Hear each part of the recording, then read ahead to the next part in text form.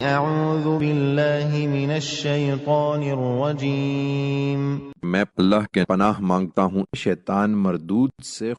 وَلَقَدْ أَرْسَلْنَا إِلَى ثَمُودَ أَخَاهُمْ صَالِحًا أَنِ اعْبُدُوا اللَّهَ فَإِذَا هُمْ فَرِيقَانِ يَخْتَصِمُونَ۔ لیکن یہ توفیق ہر شخص کو نہیں ملتی۔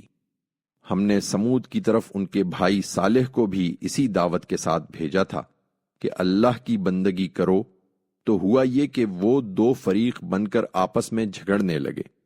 قال يا قوم لم تستعجلون بالسيئة قبل الحسنة لولا تستغفرون الله لعلكم ترحمون۔